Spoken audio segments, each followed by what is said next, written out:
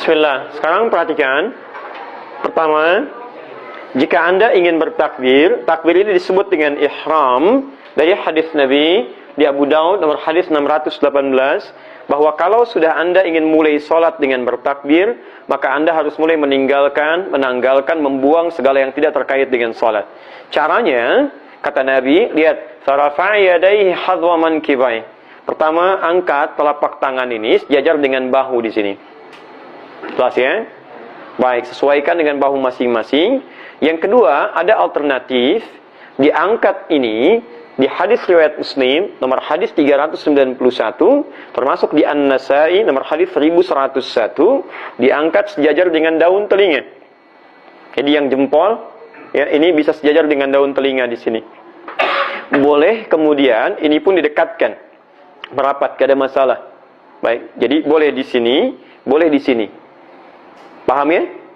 Dan saya cuma menemukan dua ini. Jadi kalau tidak di sini, itu di sini. Tidak ada yang ketiga. Ini menempel boleh, nggak ada masalah. Ini kita sudah telusuri dari hadis yang paling sahih sampai hadis yang paling palsu. Jadi di hadis paling palsu aja nggak ditemukan gerakan yang ketiga. Baik ya. Jadi kalau antum misalnya mengangkat tidak di dua ini, maka saya agak kurang paham gitu. Ya, hadis palsu aja nggak ada. Ya, antum dapat dari mana gitu kan? Baik, jadi cuma di sini dengan di sini. Paham sampai sini? Baik, silakan perhatikan, lihat kalimatnya. Fakabbir rafa'a yadayhi, angkat. Baik, fokus, buang urusan dunia ke belakang. Jadi, kalau Anda sudah mau bertakbir dalam sholat, sudah dunia nggak usah dibawa, buang. Nggak usah bawa. Mau Anda di sini, mau Anda di sini, sudah. Jangan dibawa, pasrahkan kepada Allah, buang urusan dunia ke belakang. Paham sampai sini? Jadi, ketika Anda mengangkat seperti ini bukan gerakan hampa makna. Awas, ini kitabnya agak susah dicarinya ini. Hanya ada di kitab-kitab yang terpisah-pisah. Ada Asrarus Shalah, ada Nazarat fi Ma'anis Shalah. Sebagian diterjemahkan, tapi sebagian belum banyak terjemahannya. Tidak mudah menemukan makna-makna ini. Dan jarang dibahas. Ya, jadi ketika Anda mengangkat, bertakbir, kenapa disebut ihram? Karena ketika Anda mulai mengangkat, Anda membuang segala hal yang tidak terkait dengan sholat. Buang, pasrahkan pada Allah. Paham sampai sini? Baik. Yang jadi masalah, Ustaz, saya pengen buang, tapi dunianya nggak mau dibuang. Ya, jadi begitu saya mau sholat, saya ingin tinggalkan semuanya, saya hilangkan, tapi dia nggak mau pergi. Apa solusinya? Maka Anda coba support, dorong, motivasi, kuatkan itu semua dengan mengucapkan. Di hadis riwayat Abu Daud nomor hadis 857. Fayaqulu, maka kuatkan dengan ucapan kita, Allahu Akbar. Allahu Akbar. Maka ketika Anda mulai mengangkat tangan, kemudian Anda mencoba meninggalkan segala yang tidak terkait dengan sholat, kadang-kadang tidak melakukan itu, maka bantu lisan Anda. Dengan lisan Anda, Anda ucapkan Allahu Akbar. Karena itu nanti kalimat ini nggak bisa diganti oleh kalimat yang lainnya. Allahu Akbar. Apa artinya Akbar? Ingat, jangan mengarang. Kalau tidak tahu, katakan. Baik. Apa artinya Akbar? Maha besar. Baik. Apa yang dimaksud dengan maha besar di sini? Saya mau tunjukkan dulu sebentar, supaya kita paham betul maksudnya kemana, gitu kan? Lihat sini. Ya, ini akar katanya dari kata kabura, kabir, kabir. Apa artinya kabir?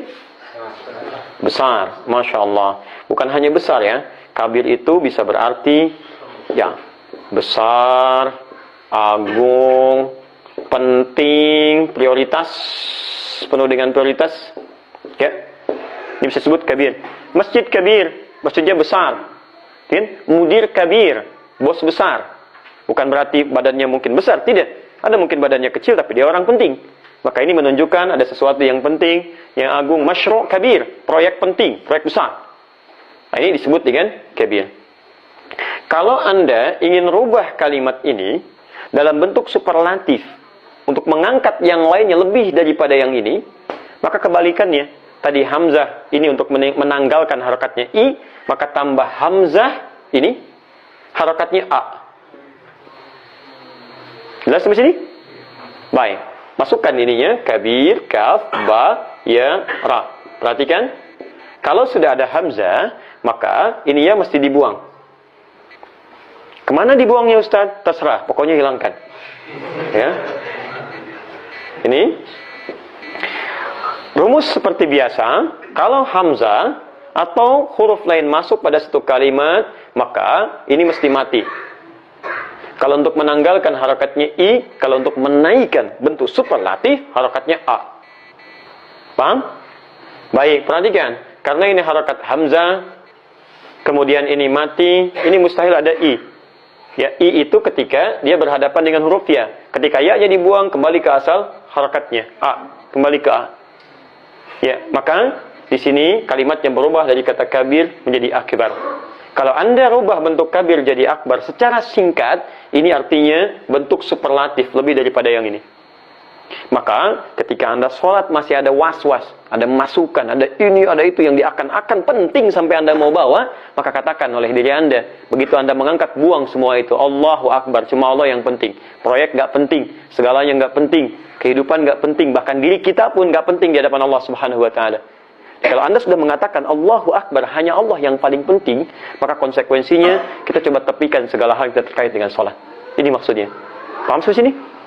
Posisi jemari di At-Tirmidzi disebutkan, perhatikan posisinya ketika Anda mengangkat, maka ini jari tidak dalam posisi menutup begini, tidak juga rapat begini, maaf, tidak renggang begini, tidak rapat, tidak renggang, tapi terulur seperti biasa.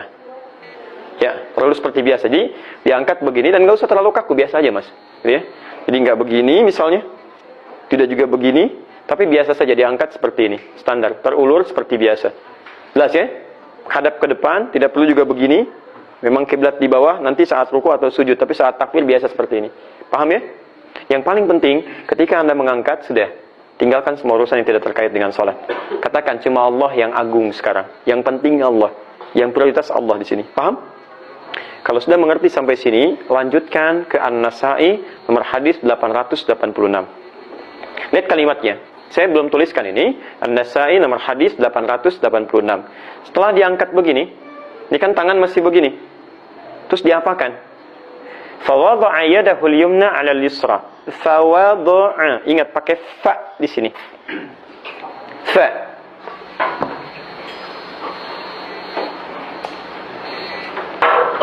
Fawadha'a, maka lekas kemudian letakkan fa.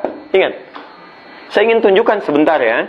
Ada huruf yang menunjukkan makna lakukan selanjutnya atau konjungsi huruf sambung.